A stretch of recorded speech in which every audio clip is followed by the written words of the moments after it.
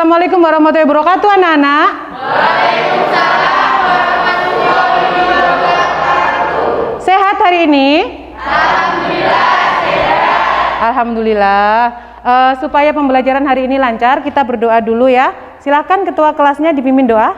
Persiapan berdoa. Berdoa dimulai. Berdoa selesai. Terima kasih, Dara.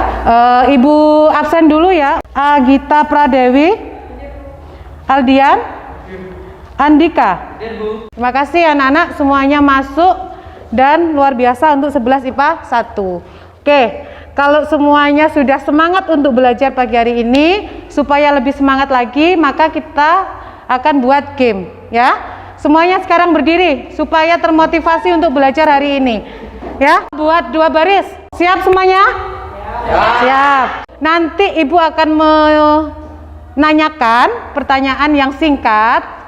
Jadi misalnya ini Andika, Ibu tanya langsung maju. Kalau Andika benar, nanti langsung tulis nama kamu di papan terus ya Andika ya? Ya Bu. Ya. Nanti kalau yang jawabannya benar tak kasih jajan, biar nanti istirahat bisa dimakan. Ya. Ya. Kemudian yang nggak bisa bagaimana Bu? Yang nggak bisa muter lagi ke belakang. Sekarang nomor 1. Aku siapa? Aku mengandung apa? Aku adalah beras, gandum, dan sagu. Apa Andika? Karbohidrat. Karbohidrat. Betul anak-anak? Betul. Sekarang tulis namanya dan dapat jajan nanti. Ditulis nanti kan Ibu bagi jajannya ya. Langsung ke belakang Andika. Manakah aku? Aku organ yang merupakan saluran pencernaan sekaligus kelenjar pencernaan. Siapa aku? Pankreas dan hati. Pankreas dan hati. Oke. Good. Ayo yang lain mulai berbisik-bisik nanti. Jangan dikasih tahu temennya. Semuanya harus sendiri ya. Jangan bagi jawabannya. Siapakah aku? Aku adalah mineral yang berfungsi membantu pembekuan darah dan pembentukan matriks tulang. 1, 2, 3 karbohidrat. Salah apa betul anak-anak? Salah. Oke, salah muter ke belakang nanti nyari jawaban yang benar ya. Ferdin. Andika, bagaimana urutanku? Aku adalah saluran pencernaan makanan. Bagaimana urutan sistem pencernaan makanan padaku? Mulut, kerongkongan, usus besar, lambung, usus kecil. Salah? Salah. Oke, kembali ke belakang. Siapa yang bisa yuk? Angkat tangannya yang bisa biar dapat nilai 2 nanti. Siapa yang bisa angkat tangan? Ayo maju ke depan. Maju ke depan. Apa? Mulut, kerongkongan, lambung, usus besar, usus halus, usus besar, anus. Anus. Betul? Betul. Tulis Dara. Tepuk tangan buat Dara. 2 kali dia. Hampir berapa ya? 80%, 90% bisa menjawab. Berarti apa? Hebat, bagus buat 11 IPA 1. Tepuk tangan dulu. Ya, oke. Sekarang kembali duduk ke bangkunya masing-masing. Selanjutnya, Ibu akan menunjukkan gambar. Nanti kalian lihat anak-anak. Sekarang coba amati gambar ini, coba. Kalian lihat gambar ini. Apa yang terjadi pada gambar tersebut? Orang yang digambar itu apa? Coba angkat tangannya yang bisa. Kira-kira apa yang terjadi pada dia? Terlalu banyak diet, Bu. Terlalu banyak diet. Yang bisa lagi siapa? Apa? Orang yang berpenyakitan. Orang yang berpenyakitan. Apa? Coba kalau dari gambar yang kalian lihat itu apa? Siapa lagi yang bisa? Ada yang bilang tadi. Apa Andika? Anoreksia nervosa. Anoreksia nervosa. Ya. Betul sekali yang dikatakan oleh Andika bahwa ini adalah anoreksia nervosa. Apa itu anoreksia nervosa? Yaitu apa anak-anak? Itu adalah gangguan pada makanan, ya. Jadi dia tuh menolak untuk makan. Dia beranggapan bahwa dia harus kurus. Ketika dia sudah kurus pun dia akan merasa tetap dirinya gendut. Lah, ini adalah kaitannya dengan pagi hari ini. Kita belajar tentang apa hari ini?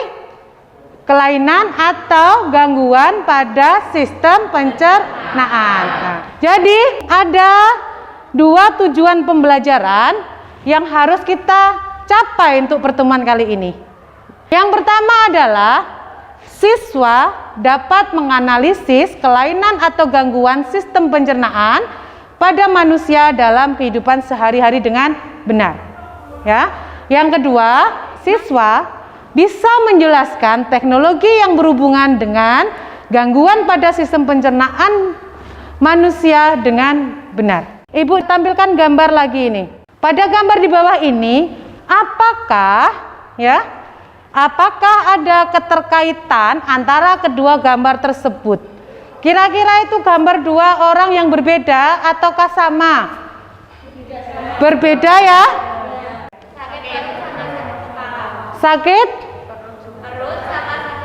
perut sama sakit kepala. Ini adalah penyakit MAH, ya. Penyakit MAH. Gejalanya adalah sakit perut, ya. Terus kemudian ternyata apa? Selain sakit perutnya, juga biasanya penderita MAH itu juga mengalami gejala pusing, ya enggak?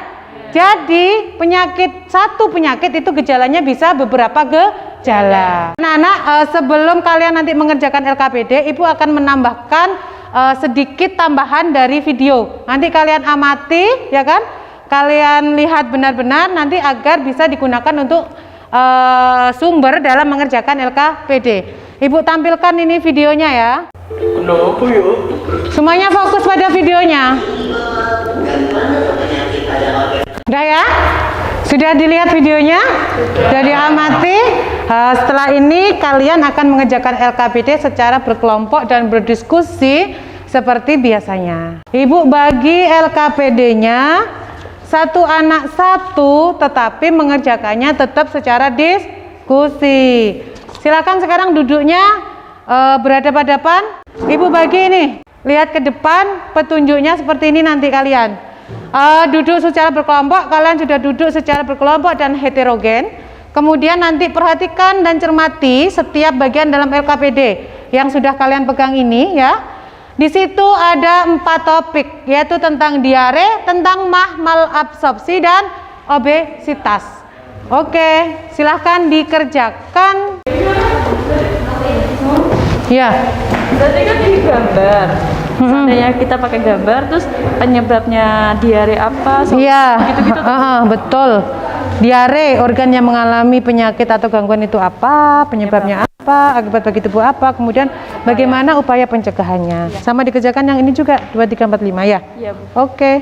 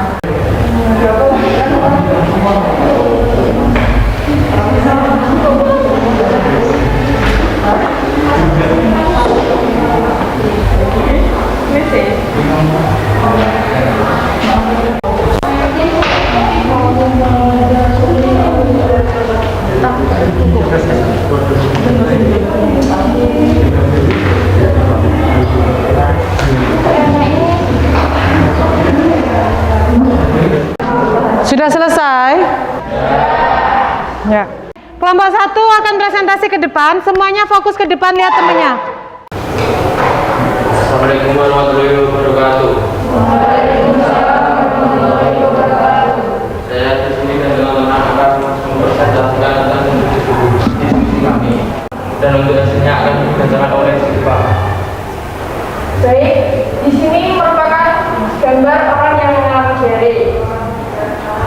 Diare, organ yang mengalami gangguan atau penyakit adalah organ pencernaan. Penyebabnya yaitu mikroorganisme, alergi, fruktosa dan laktosa, kelebihan vitamin C, atau mengkonsumsi alkohol dan buah-buahan tertentu. Akibat bagi tubuh, ginjal menjadi lembek atau cair, sering buang air besar, perut terasa nyeri, mual dan demam. Upaya pencegahannya, rajin mencuci tangan sebelum makan, mengkonsumsi makanan dan minuman yang matang, minum air yang bersih. Jadi kesimpulannya adalah diare itu buang air besar yang encer lebih sering terjadi dari biasanya. Diare disebabkan oleh virus dan terkadang makanan yang terkontaminasi. Diare juga dapat disebabkan oleh hal-hal di luar penyakit. Contohnya meliputi diet cairan, intoleran terhadap makanan, stres, cemas, atau penggunaan obat pencahar. Ada yang bertanya? Assalamualaikum warahmatullahi wabarakatuh. Saya Susi Apriyaningsi dari kelompok 3 ingin bertanya, apa saja resiko faktor dari diare itu? Terima kasih pertanyaannya. Banyak faktor yang terjadi untuk penyakit diare, yaitu bayi yang berusia 6-11 bulan, lingkungan kebersihan yang tidak baik, lingkungan makanan yang tidak baik, orang yang dengan sistem imun yang lemah, dan makan makanan dengan yang telah terkontaminasi oleh apapun. Ya, itu jawaban dari kelompok 1. Ayo, kelompok 2 maju ke depan ya. Assalamualaikum warahmatullahi wabarakatuh. Waalaikumsalam warahmatullahi wabarakatuh. Kami dari kelompok 2 akan mempresentasikan hasil diskusi kami. Kelompok 2 akan membahas tentang penyakit MA. Organ yang mengalami gangguan atau penyakit yaitu lambung. Penyebabnya terlalu mengkonsumsi kafein, alkohol, dan minuman bersoda, makan terlalu cepat dan terlalu banyak mengkonsumsi makanan pedas, minyak, dan berlemak. Akibat bagi tubuh, nyeri di ulu hati disertai sensasi di bagian dada, mual saat atau setelah makan, perut tembung dan terasa penuh. Upaya pencegahannya, konsumsi makanan dengan porsi kecil, hindari makanan yang mengandung kadar asam tinggi, batasi minuman yang mengandung kafein, batasi konsumsi makanan pedas dan berminyak. Ada yang ditanyakan? Assalamualaikum warahmatullahi wabarakatuh. Waalaikumsalam warahmatullahi wabarakatuh. Perkenalkan, nama saya Kapten Septianilum dari kelompok 4. Saya ingin bertanya, apakah MAH itu disebut juga dengan penyakit asam lambung? MAH merupakan istilah awam yang sering menggambarkan gangguan pada lambung. Biasanya muncul keluhan seperti mual, muntah, nyeri pada ulu hati, rasa keberatan pada dada, dan gangguan pencernaan lainnya seperti diare. Umumnya keluhan bisa diatasi dengan pola diet dan pembatasan makanan yang terlalu asam, pedas maupun produksi asam lambung seperti kopi, serta jangan lupa untuk menghindari stres yang berlebihan. Ini kelompok 3. Ayo, kelompok 3 sekarang presentasi. Assalamualaikum warahmatullahi wabarakatuh. Kami dari kelompok 3 akan mempresentasikan dari diskusi kami. Kelainan atau gangguan pada sistem pencernaan yaitu malabsorpsi. Orang yang mengalami gangguan atau penyakit usus halus, penyebabnya kerusakan pada usus halus yang disebabkan oleh infeksi, radang, trauma, atau pembedahan. Menderita penyakit pankreas, misalnya pankreatitis kronis, menggunakan obat pencahar atau antibiotik dalam jangka panjang, dan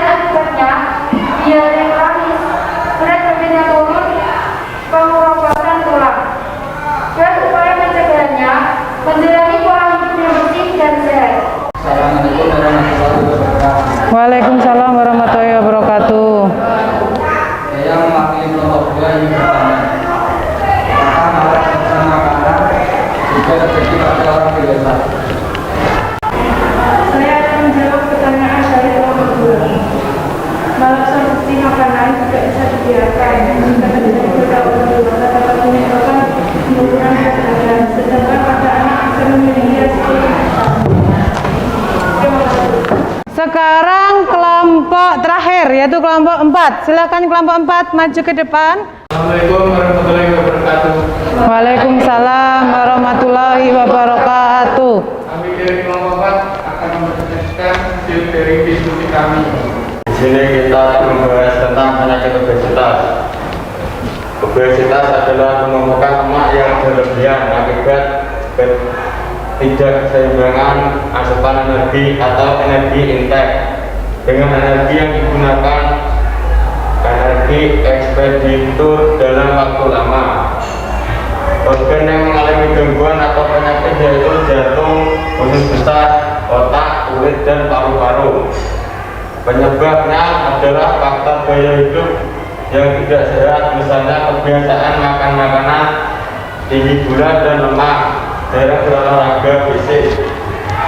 Akibat bagi tubuh meningkatkan resiko terjadinya gangguan kesehatan serius seperti penyakit jantung, diabetes, atau hipertensi. Upaya pencegahan memenuhi asupan protein, batasi asupan gula, cukup waktu tidur, dan tayar pada tubuh. Jadi kesimpulannya, jika mengunyah dengan benar, maka nutrisi dapat bergerak dengan baik. Semakin lama mengunyah, maka semakin lama enzim pemecah lemak membuat makanan mudah melalui kerongkongan dan akan lebih mudah untuk dicerna nasi. Ya. Ini apakah ada yang ditanyakan? Assalamualaikum warahmatullahi wabarakatuh. Saya Andika dari kelompok 1 ingin mengajukan pertanyaan. Apakah junk food merupakan penyebab utama obesitas? Jadi saya akan menjawab pertanyaan dari Andika. Jawabannya tidak, namun bukan merupakan faktor utama terjadinya obesitas. Beberapa hal yang mempengaruhi berat badan seseorang. Yang pertama, jumlah kalori yang masuk jauh lebih banyak daripada jumlah kalori yang besar yang keluar. Hal ini menyebabkan mudahnya terjadi penumpukan kalori sehingga menjadi lemak, lalu berujung pada obesitas. Yang kedua, obesitas dapat disebabkan oleh kondisi lain yang menurut dari asupan makanan. Hanya saja junk food sendiri merupakan makanan yang kaya akan gula, garam, kalori, lemak jenuh, dan memiliki kandungan gizi yang minim. Terima kasih. Semuanya sudah maju untuk presentasi dan semuanya bagus untuk presentasinya. Jadi untuk memberikan penguatan, Ibu akan memberikan sedikit tambahan penguatan buat kalian. Ya. Jadi begini anak-anak, dalam sistem pencernaan itu ada juga gangguan dan kelainan pada sistem pencernaan. Yang pertama itu ada kolik. Kolik itu adalah rasa nyeri pada perut karena mengkonsumsi makanan yang mengandung zat yang merangsang. Misalnya adalah cabai, lada, dan jahe. Kemudian ada malabsorpsi, yaitu kelainan kemampuan lambung dan usus untuk menyerap sari makanan. Kemudian ada konstipasi. Konstipasi adalah sulit buang air besar karena feses terlalu keras. Kemudian ada peritonitis, yaitu infeksi pada rongga perut. Ada appendicitis, yaitu radang pada appendik atau umbe cacing yang disebut dengan radang usus buntu. Kemudian ada gastritis, yaitu radang selaput lendir pada dinding lambung. Sudah paham ya? Kita sudah tahu berbagai macam jenis penyakit yang menyerang pencernaan kita, bagaimana kita mencegah atau menghindari penyakit pada sistem pencernaan, dan teknologi apa saja yang berhubungan dengan sistem pencernaan. Kalian sudah paham tentang materi hari ini. Sekarang siapa yang mampu menyimpulkan atau merefleksikan pembelajaran kita pada pagi hari ini? Siapa yang bisa, yuk? Jadi di sini saya akan menyimpulkan materi kita tentang kelainan atau gangguan pada sistem pencernaan.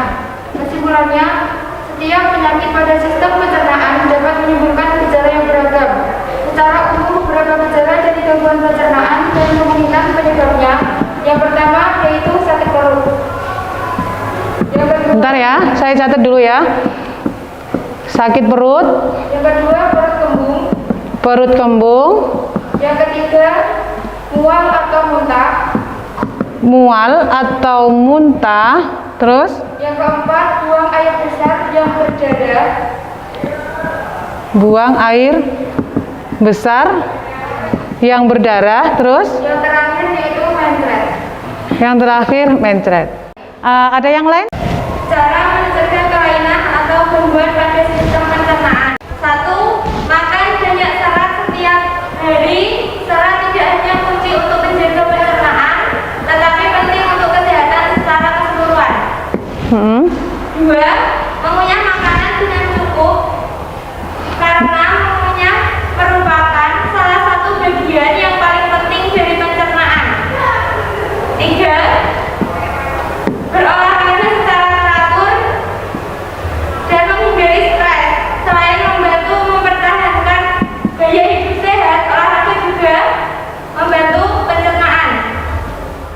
begini anak-anak, dari refleksi dua teman kalian tadi, ada yang mengatakan bahwa gejala umum dari kelainan atau sistem pada pencernaan, itu gejala umumnya ya, gejala umumnya adalah sakit perut, ya enggak? Terus perutnya kembung, mual atau muntah, buang air besar yang berdarah dan mencret. Kemudian teman kamu yang satu lagi mengatakan bahwa cara mencegah gangguan pada sistem pencernaan adalah makan makanan yang berserat. Ya, kita membutuhkan makanan yang berserat untuk apa? Supaya kita hidup sehat, gitu ya. Contohnya apa? Kita mengkonsumsi buah dan sayur. Terus kemudian ada mengunyah makanan dengan cukup. Terus kemudian berolahraga secara teratur. Ya, olahraga adalah salah satu kunci kita hidup sehat dan menghindari stres. Oke, tepuk tangan buat teman kalian yang berani menyimpulkan. Oke, Ibu rasa untuk hari ini pembelajarannya bagus sekali. Ibu mau bagikan dulu lembar penilaian diri.